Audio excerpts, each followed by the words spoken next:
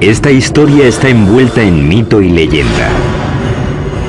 Cómo una tribu de nómadas fraguó el imperio más grande de América en solo 200 años. Tuvieron que inventar sistemas de ingeniería que eran extraordinarios para su época. Su civilización compitió con Roma en sofisticación. Los aztecas tenían la mejor tecnología que se podía conseguir, dadas las condiciones en las que vivían. Acueductos, palacios, pirámides y templos se alzaron como tributo a sus dioses y como testimonio de poder para la humanidad. El mayor logro de los aztecas fue su flamante capital, que asombró a los exploradores europeos y la llamaron la Venecia del Nuevo Mundo. La ciudad se extendió reluciendo por los canales y el lago, adornada con árboles y mansiones preciosas. Pero su sed de poder y sangre les condenó a la destrucción. Cuando por fin llegó, la aniquilación sería más rápida y completa de lo que el mundo hubiera imaginado.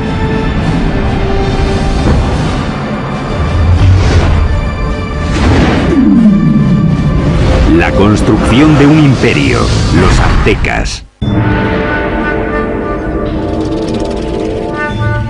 1325 después de Cristo, centro de México, cerca de la Ciudad de México actual. Una chica joven, una adolescente, celebra su inminente boda. Es la hija de un rey tribal y está a punto de unirse a una tribu nueva que ha sido invitada a su reino. La tribu es conocida ahora como los aztecas. Como parte del ritual, 5 nobles aztecas la llevan a un antiguo templo para la ceremonia. Pero cuando llegaron arriba, los nobles la apartaron del altar y la pusieron sobre una losa que había ante el templo que se usaba para los sacrificios. Le sujetaron los pies y las manos mientras el 5.º hombre levantaba un cuchillo de obsidiana en el aire.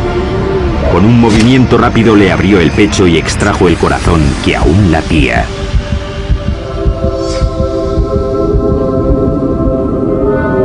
Esa tarde invitaron al rey a una ceremonia para celebrar el matrimonio. Sin embargo, encontró a un sacerdote danzando, vestido con la piel aún brillante de su hija. Como parte del ritual, los aztecas la habían desollado en honor al dios de la fertilidad. Vio aquello y se quedó totalmente horrorizado, porque era su hija. Sus guardias y él persiguieron enseguida a los aztecas hasta el lago y luego hasta la isla donde se habían refugiado. La isla pantanosa no era un lugar acogedor. Y aún así, desde allí los aztecas superarían todas sus expectativas y forjarían el imperio más poderoso de las Américas.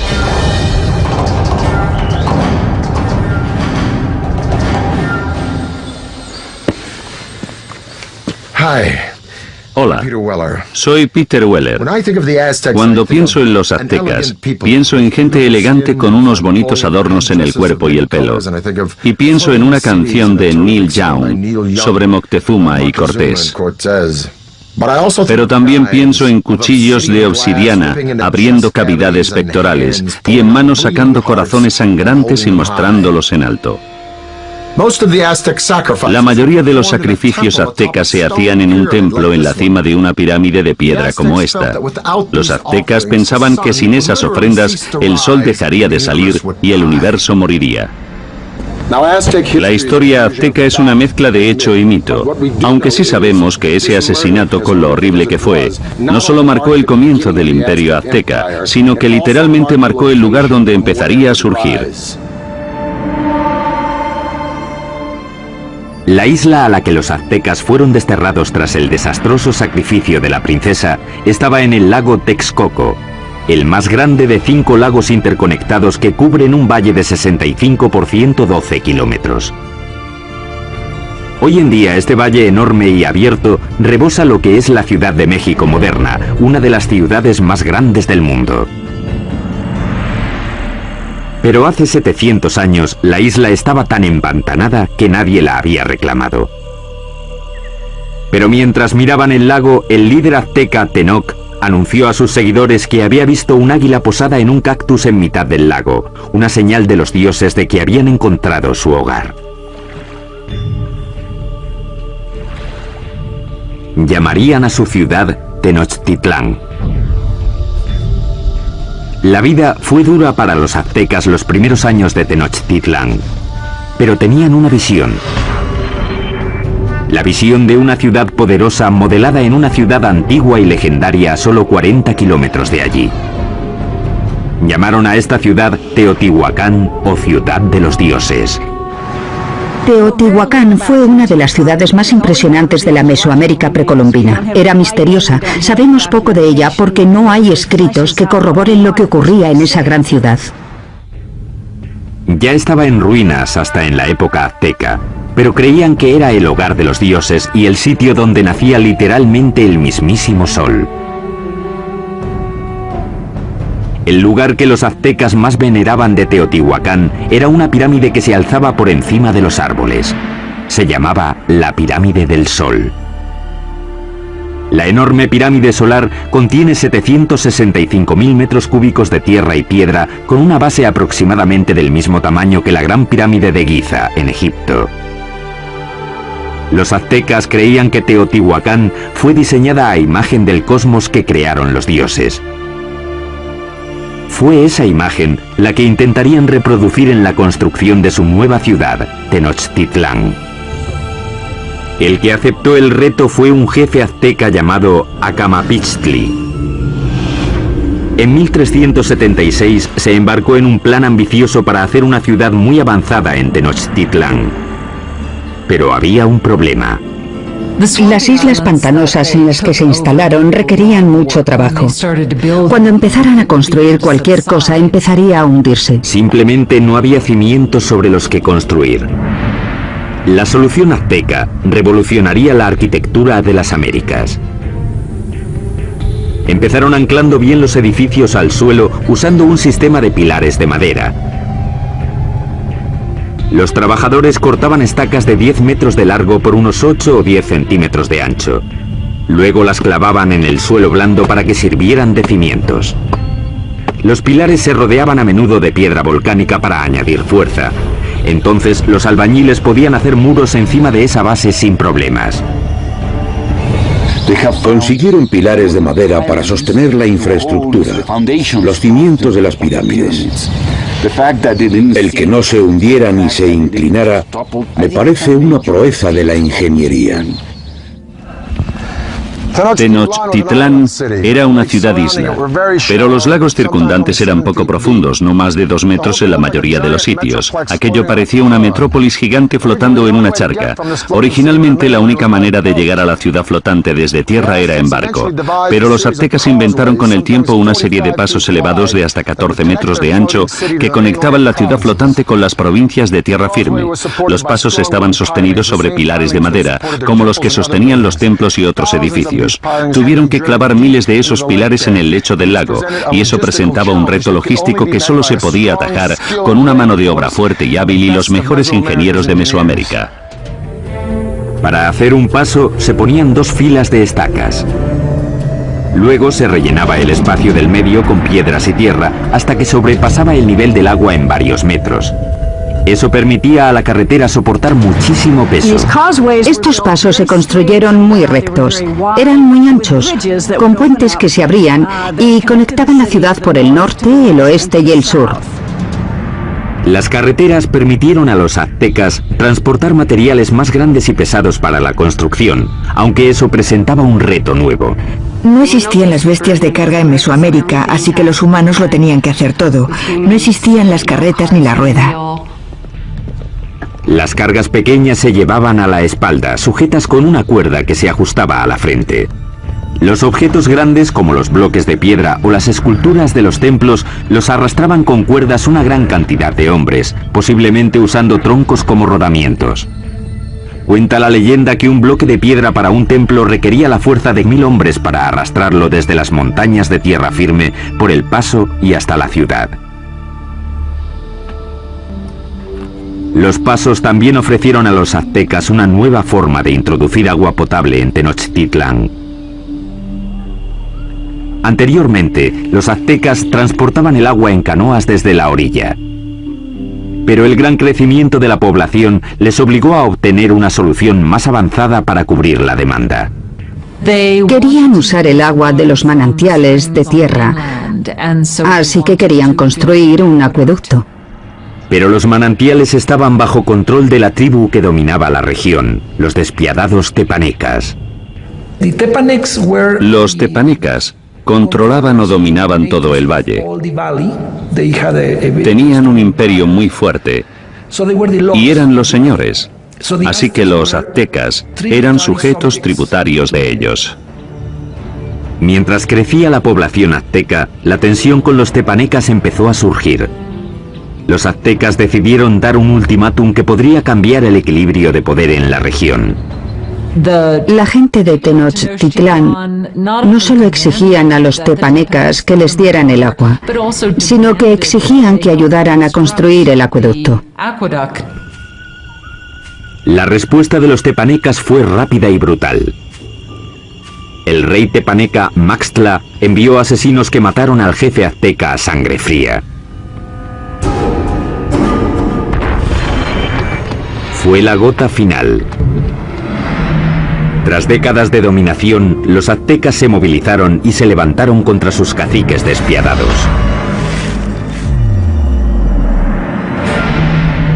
E iniciaron una serie de ambiciosos proyectos de construcción alrededor de la ciudad-isla que les valdría la reputación de mejores ingenieros de las Américas.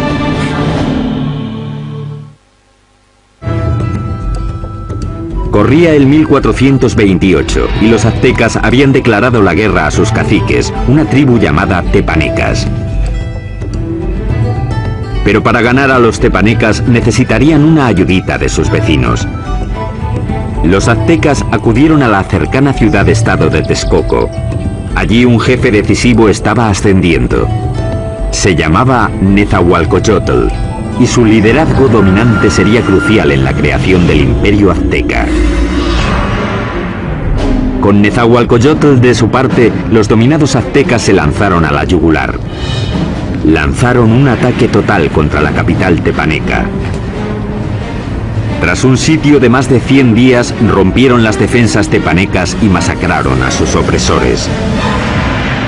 Después de capturar al rey tepaneca Maxtla, el propio rey Nezahualcóyotl le arrancó el corazón y echó su sangre a las aguas del lago Texcoco.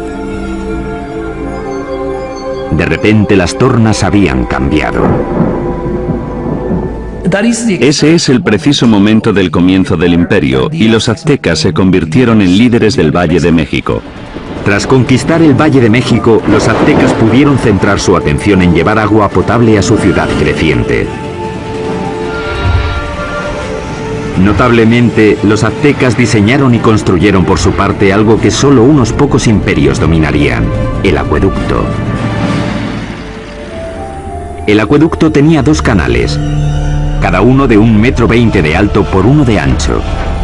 Uno se mantenía limpio mientras el otro servía para que no se interrumpiera nunca el flujo de agua. El acueducto de 2 tubos recorría 5 kilómetros desde tierra firme hasta el centro de la ciudad-isla. En la ciudad, el agua llegaba hasta fuentes públicas y embalses y se distribuía al público en grandes jarras de barro o mediante canoas. En comparación con los europeos, los aztecas eran muy limpios. Sabemos que el emperador azteca se bañaba 2 veces al día. Así que en términos de higiene los aztecas estaban mucho más avanzados que los europeos. Mientras los nobles aztecas se bañaban en lujo, en esa época en Europa la peste, provocada por las condiciones insalubres, mataba a millones. El baño del rey Nezahualcóyotl era uno de los más especiales de las Américas. Lo alimentaba un sofisticado acueducto que también llevaba agua corriente a los terrenos de su palacio. Detrás de mí está la colina de Tezcocinco, y en ella, Nezahualcóyotl construyó un fantástico palacio de recreo. Alrededor del palacio había un jardín botánico con todas las flores exóticas de Mesoamérica. Nezahualcóyotl trajo el agua desde las montañas de Sierra Nevada hasta aquí, pasando por las colinas y su palacio, solo para regar las plantas. Para instalar aquí un acueducto, Nezahualcóyotl tuvo que llenar un enorme barranco que había entre Tezcocinco y la siguiente colina. Cuando el agua llegaba a la primera colina, se almacenaba en pequeños remansos construidos para controlar la velocidad del flujo antes de que llegara al acueducto. Tras cruzar el acueducto, el agua corría por un circuito alrededor de la colina de Tezcocinco, desbordándose por los laterales en cascadas para regar los jardines. Acababa en una piscina de roca tallada perfectamente redonda llamada la Bañera del Rey. Desde aquí podía observar sus dominios en Texcoco y su jardín botánico que regaba con su acueducto. Ciertamente es una bañera para un rey. A mediados del siglo XV, mientras el imperio prosperaba, los aztecas decidieron que era hora de elegir un soberano. Se llamaba Moctezuma y sería el primero de los dos emperadores cuyo nombre se conocería hasta ahora. La primera orden del día de Moctezuma fue expandir las fronteras del imperio. Los aztecas capturaron las ciudades-estado que había al sur, hacia el valle de Oaxaca, al oeste hasta el Pacífico y al este hasta el Golfo de México. En 1449, el imperio contaba ya con 15 millones de habitantes. En el corto periodo de 100 años, los aztecas consiguieron lo imposible. Cambiaron el orden del mundo mesoamericano. Pero al tiempo que los aztecas dominaban militarmente, su ciudad-isla era vulnerable a otro tipo de enemigo. Como Nueva Orleans, Tenochtitlán luchaba constantemente con el agua. Y uno de los primeros proyectos de Moctezuma fue proteger la ciudad de las inundaciones. Esto es lo que queda del lago Xochimilco, en la parte sur de Ciudad de México, de los tiempos aztecas de la ciudad de Tenochtitlán. Este lago, como los otros 4 que rodeaban a los aztecas, se alimentaba de manantiales, así que no había ríos o riachuelos por los que drenarse, y si llovía lo suficiente, el nivel del agua subía y se desbordaba por la tierra y la ciudad. Eso fue exactamente lo que pasó a mediados del siglo XV, cuando una inundación de proporciones catastróficas barrió Tenochtitlán.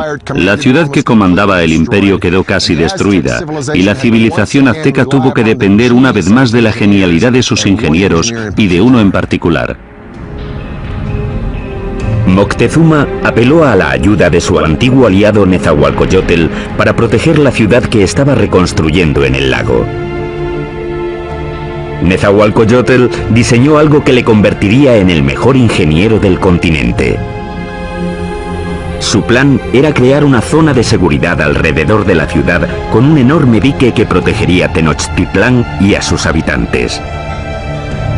Fue diseñado para ser mayor que ninguna otra obra que hubiera en las Américas en ese momento, con una longitud de 16 kilómetros al este de la ciudad desde el extremo sur del lago y hasta el norte.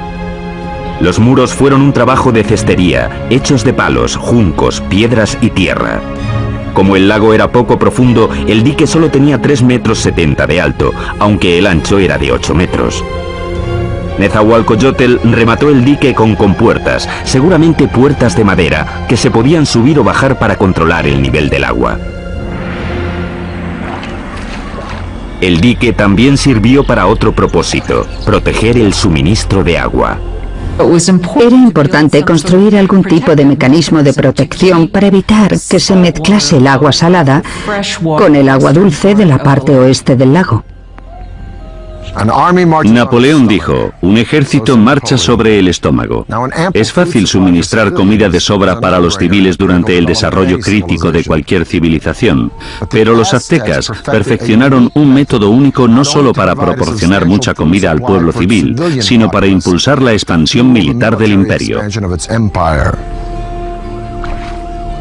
Esta solución revolucionaria se llamó chinampas, un sistema que les permitió crear literalmente tierra nueva para cultivar y para vivir.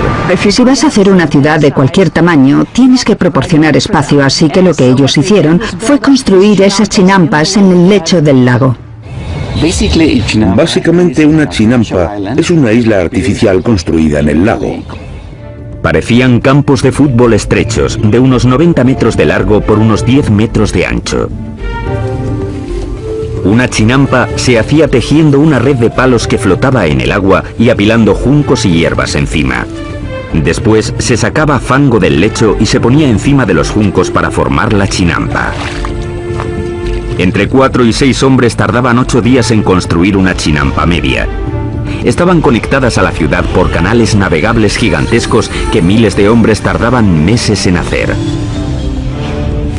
Una chinampa como esta podía producir hasta 7 cosechas al año, mientras que un agricultor en tierra firme podía cosechar 1, 2 o quizá 3 veces como mucho. Cuando una cosecha estaba lista para que la recogieran en una chinampa, los brotes de la siguiente ya estaban saliendo del fango que estaba extendido en un barco adyacente a la chinampa. Entonces, cuando los brotes estaban listos, se llevaban a la chinampa y el ciclo se repetía una y otra vez en cientos de chinampas. Fue esta tecnología lo que hizo que Tenochtitlán pasara de ser una ciudad tribal más en el siglo XIV a una ciudad-estado dominante y próspera. Con la infraestructura de la ciudad lista y enormes tierras bajo su control, los aztecas extendieron las fronteras de su imperio más que nunca. Crearon una red de carreteras muy extensa, superautopistas aztecas.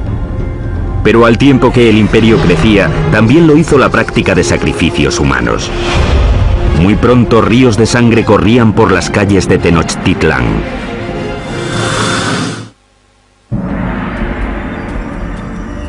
Hoy, Tenochtitlán, la capital del imperio azteca, ha desaparecido, enterrada bajo la actual Ciudad de México. Pero hace 700 años era una capital brillante en ascenso, construida por ingenieros avanzados y liderada por emperadores exuberantes. A finales del siglo XV, la demografía azteca había explotado. Su siguiente gran emperador lanzaría una serie de conquistas que competirían con cualquiera de la historia. Se llamaba Ahuizotl y demostraría que era incluso mejor guerrero que su abuelo, Moctezuma. Para el año 1502, Ahuizotl había conquistado territorios desde la costa pacífica de México y había conseguido que el imperio llegara muy al sur, a Guatemala. Su reinado fue como una edad de oro. Él fue el rey que abrió las rutas de transporte a las zonas costeras y las tierras bajas donde los aztecas tenían sus mayores lujos. Todas las plumas brillantes, el oro, las piedras preciosas que los nobles y soberanos lucían como parte de su estatus, venían de allí. Para transportar riquezas al corazón del imperio, los aztecas construyeron una red de superautopistas que cruzaban México central. Corredores de relevo se apostaban cada 8 kilómetros para crear una especie de UPS antigua. Se podían enviar mensajes o bienes desde la costa del Golfo hasta Tenochtitlán, a 320 kilómetros en solo 24 horas, más rápido que el servicio postal actual. Con el imperio en su esplendor, los aztecas de Ahuizotl se embarcaron en el mayor proyecto de construcción, una enorme pirámide en el mismo centro de Tenochtitlán, el símbolo del poder absoluto. Se la llamó Templo Mayor. La base de la pirámide tenía 75 metros de fondo por 100 metros de ancho y se elevaba a una altura de 15 pisos. Había al menos 117 escalones en 2 escaleras que subían 60 metros y que llevaban a 2 templos en honor a los dioses de la lluvia y de la guerra. El templo se reconstruyó en el mismo lugar 7 veces, comenzando en 1325 con la fundación de la ciudad. La pirámide crecía al tiempo que lo hacía el imperio. Cada piso simplemente se añadía encima del piso anterior.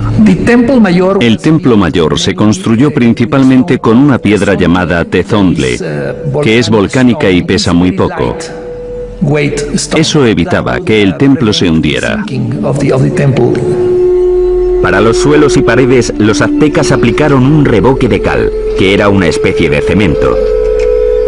Algunos ejemplos encontrados hoy son tan duros como el cemento moderno, incluso después de 500 años. Los albañiles aztecas trabajaron durante décadas para completar su monumento a los dioses.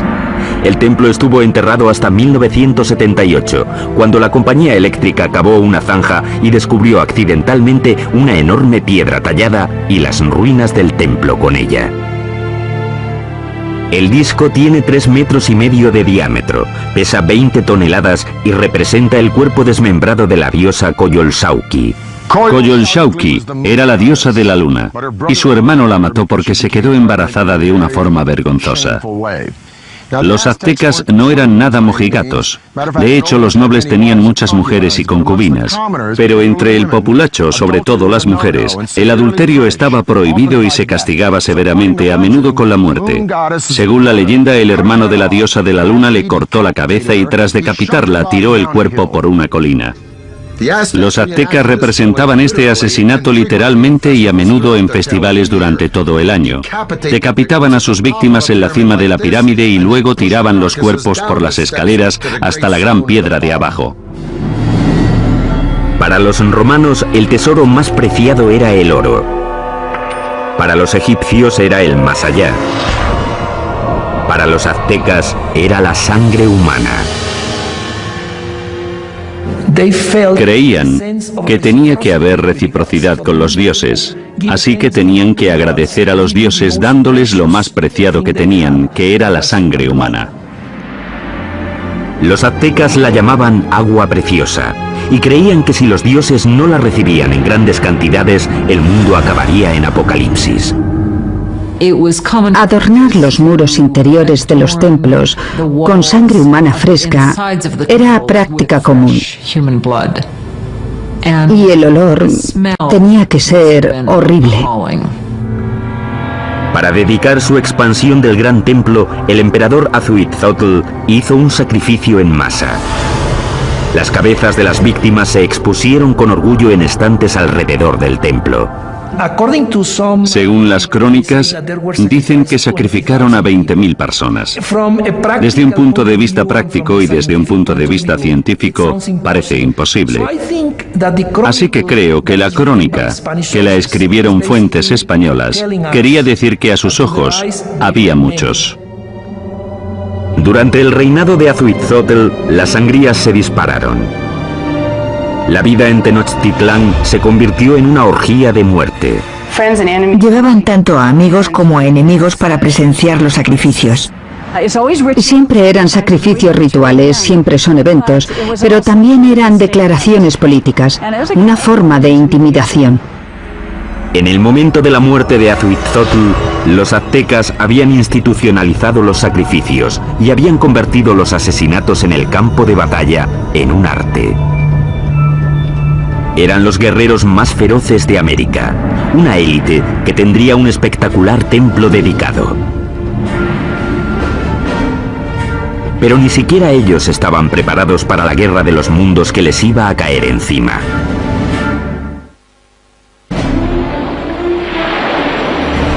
Corría el año 1502.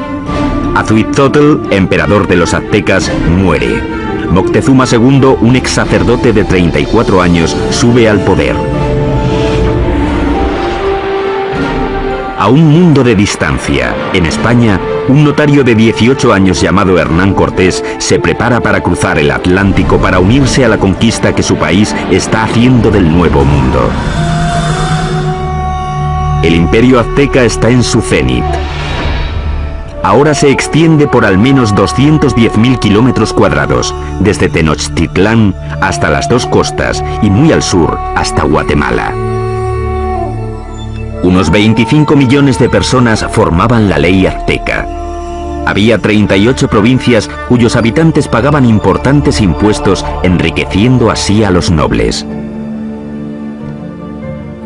La ciudad se extendió, reluciendo por los canales y el lago, adornada con árboles y mansiones preciosas. Y Moctezuma II lo presidía todo. Era conocido por sus habilidades políticas y militares. Un líder duro.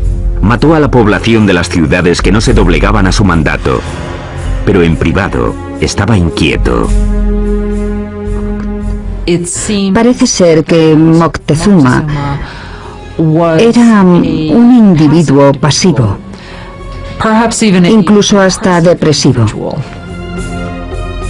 Cuenta la leyenda que después de ver un cometa pasando por el cielo de Tenochtitlán, pasó el resto de la noche llorando. Según pasaban las semanas, se volvió cada vez más paranoico. Pero en el culmen de su obsesión por lo sobrenatural, una amenaza muy real se aproximaba por mar. Los espías colocados a lo largo de la costa del Golfo informaron sobre algo muy extraño que no conseguían describir. No habían visto un barco en su vida, así que no tenían una palabra para describirlo. Por eso los indios se refirieron a los barcos como montañas que se mueven por el agua. En 1519, tras navegar desde Cuba, Cortés llegó con 11 de aquellas montañas flotantes y 500 hombres al Golfo de México, 320 kilómetros al sureste de Tenochtitlán. Las tribus quedaron atónitas ante aquellos hombres con armaduras de metal y animales que no conocían. Según avanzaron tierra adentro, masacraron brutalmente a las tribus que se resistieron, pero muchas otras se alegraron de poder proporcionarles comida y hombres.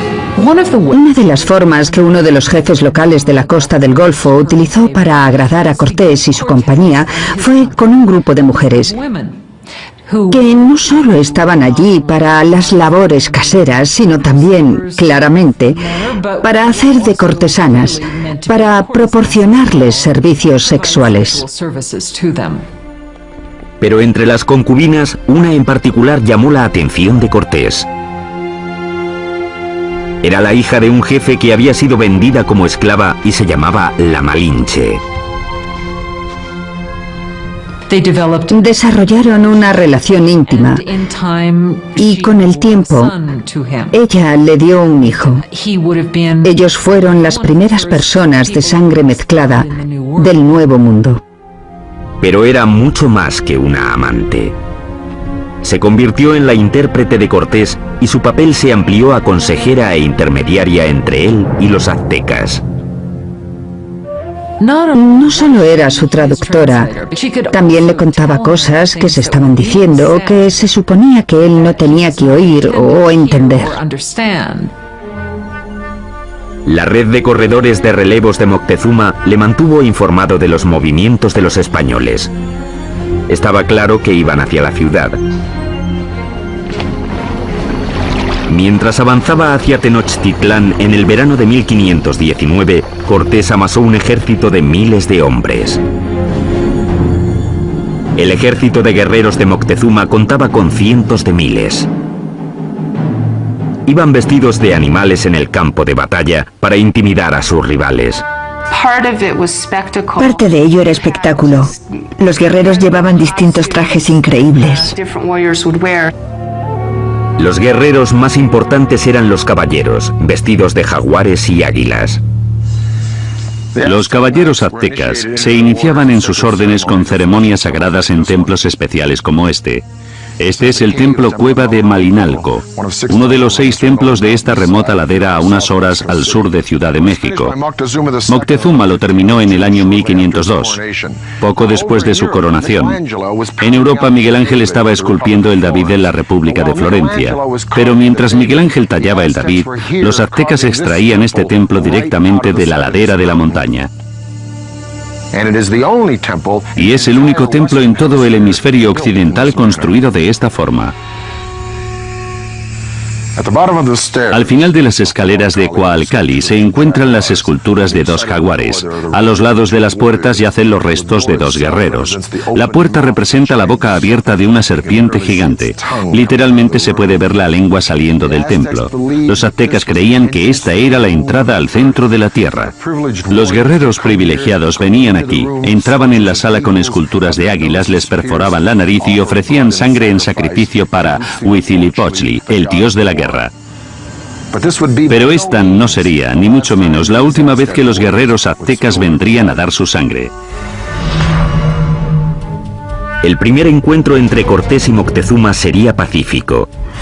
Pero el conquistador sabía que un choque enorme y sangriento entre el viejo mundo y el nuevo mundo tendría lugar pronto. Y la aniquilación que tuvo lugar sería uno de los acontecimientos más aterradores de la historia de las Américas.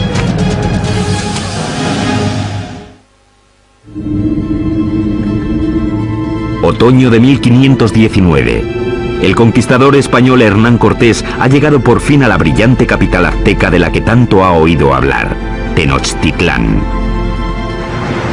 Cuando los españoles vieron por primera vez Tenochtitlán, debieron pensar que era una visión, que estaban entrando en alguna especie de sueño. Una enorme fuerza de guerreros nativos aliados contra los aztecas le acompaña mientras avanza por el paso principal hacia la ciudad. El encuentro entre Cortés y Moctezuma en el paso hacia Tenochtitlán tuvo que ser uno de los acontecimientos más impresionantes de la historia del mundo. Fue un encuentro entre dos mundos distintos. Cortés le ofreció la mano, pero en cuanto lo hizo, los nobles que atendían a Moctezuma le empujaron diciendo: no, no, no, es una indignidad total. Nadie toca a Moctezuma, el gran señor de la tierra. El encuentro de los dos mundos fue pacífico, pero lleno de tensión. Moctezuma en ese momento ya se había vuelto impulsivo y propenso a las crisis de histeria. Así que el encuentro fue para calcular las fuerzas. Aunque los aztecas tenían un sistema diplomático y guerrero mucho más inocente comparado con el sistema tan taimado y ladino de los europeos. Moctezuma invitó a los españoles a quedarse en uno de sus palacios. Resultó ser un error catastrófico. Cuando los españoles entraron en la ciudad, quedaron tan impresionados que les pareció un sueño. En el centro de la ciudad se alzaba el colosal palacio del emperador. El palacio de Moctezuma II era un gigantesco complejo que se extendía por las 3 hectáreas contiguas al gran templo. Uno de los españoles se dio cuenta de que todos los días se reunían 600 nobles en el palacio de Moctezuma para oír las palabras del emperador. Moctezuma recibió a los españoles en una gran cámara de recepciones que había en la entrada, diseñada para que el emperador pareciera omnipotente. Pero el palacio de Moctezuma sería el último que construirían los aztecas. Cuando no llevaban ni una semana de visita, los españoles fueron a la yugular y secuestraron a Moctezuma. Fue un movimiento atrevido, pero compensó. El imperio parecía suyo. Aunque Moctezuma seguía siendo el líder oficial de la ciudad, durante un tiempo no fue más que el portavoz de Cortés. Durante 6 meses, la tensión dentro de los muros de Tenochtitlán se calmó. Entonces, en la primavera de 1520, todo cambió. Una mañana, unos soldados españoles interrumpieron un sacrificio sagrado y mataron a los participantes. El acto desencadenó un alzamiento. Para los aztecas, los españoles habían cometido un sacrilegio inefable. La ciudad quedó sumida en el caos cuando los aztecas marcharon al palacio de Moctezuma. Moctezuma intentó subir a la cima del palacio, hablar con la gente y calmarlos, pero ya no aguantaron más.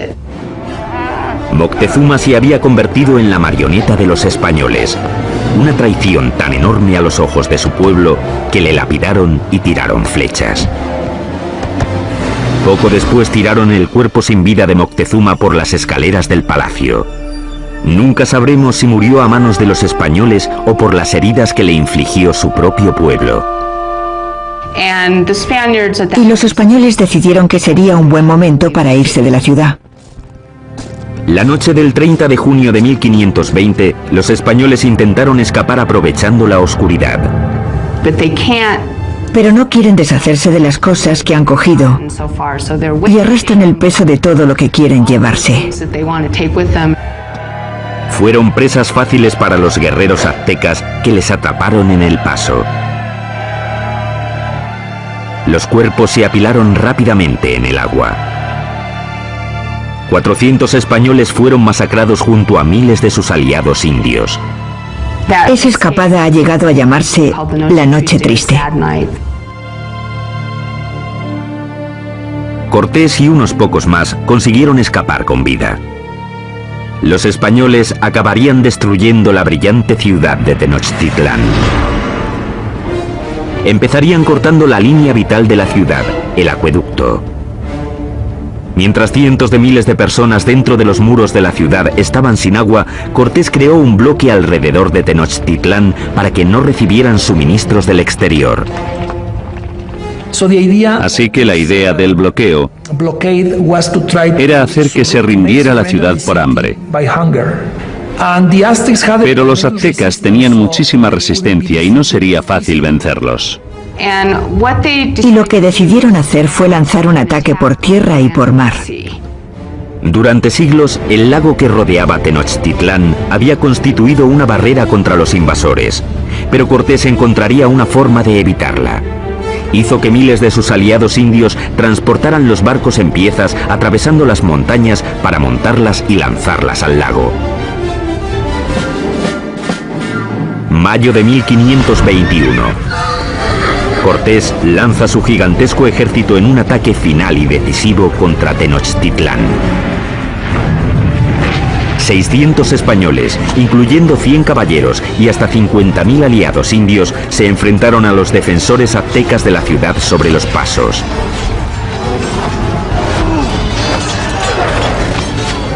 La lucha brutal siguió durante meses. Día a día, Cortés arrasó la ciudad piedra por piedra. Él y sus aliados indios fueron despiadados en el asesinato sistemático de la población. Fue una batalla muy dura, sobre todo en la ciudad. La última batalla de los aztecas fue en el gran templo de Tlatelolco. Los guerreros se alinearon en las empinadas escaleras y plataformas para tirar flechas y piedras a sus enemigos. Pero fue inútil. El 13 de agosto, el último líder azteca, Cuauhtémoc, fue capturado y se rindió ante Cortés. Y eso solo fue el principio. 20 millones morirían de las enfermedades traídas por los españoles. A finales del siglo XVI se calcula que se había reducido la población nativa en cerca de un 90%. La Ciudad de México moderna se ha construido sobre las ruinas de la una vez majestuosa ciudad de Tenochtitlán. Los españoles la arrasaron durante la construcción de su propia ciudad colonial y hasta usaron piedras del gran templo para hacer la catedral que aún se alza al lado de las ruinas del templo. El imperio azteca se esfumó y con él un legado de increíbles logros de la ingeniería. Ha quedado claro, por sus sofisticados sistemas de urbanismo, agricultura y suministro de agua, que los aztecas se alzaron entre los grandes imperios más avanzados del mundo. El templo excavado de Malinalco es uno de los logros aztecas más impresionantes que los españoles no destruyeron. Sitios impresionantes como este obligan a hacer la pregunta: ¿cómo sería México hoy si los españoles no hubieran venido? Soy Peter Weller para el canal Historia.